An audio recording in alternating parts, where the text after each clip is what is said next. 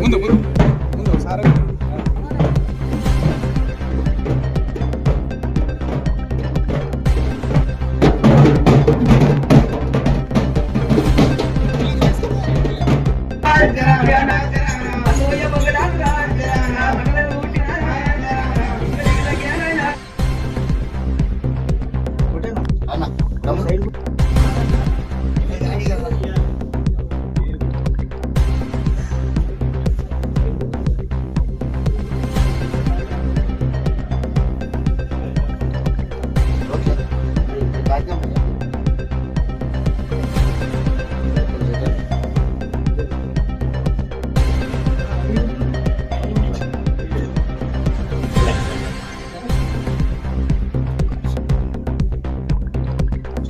ఇంత మహిమ గల ఉపమల్లన్న స్వామి ఆలయానికి విచ్చేసినందుకు ఈ కార్యక్రమంలో నేను పాల్గొన్నందుకు చాలా సంతోషంగా అదృష్టంగా భావిస్తున్న వాళ్ళు నేను ఇంత బ్రహ్మాండంగా ఇక కార్యక్రమం చేస్తున్నందుకు వాళ్ళకి అభినందిస్తూ చెప్తున్నా. అదే విధంగా ఏదైతే ఈ ఆలయానికి ముందు ఇక్కడ చాలాసార్లు నేను మూడోసారి వచ్చుడు, నాకు ఇక్కడ ఉన్న పూజారులు కానివ్వండి, కమిటీ మెంబర్లు కానివ్వండి, నాకు డెవలప్మెంట్ చేయాలి, ఈసారి మన ప్రభుత్వం వచ్చింది ఫండ్ పెట్టాలని చెప్పి నాకు చెప్పిండు.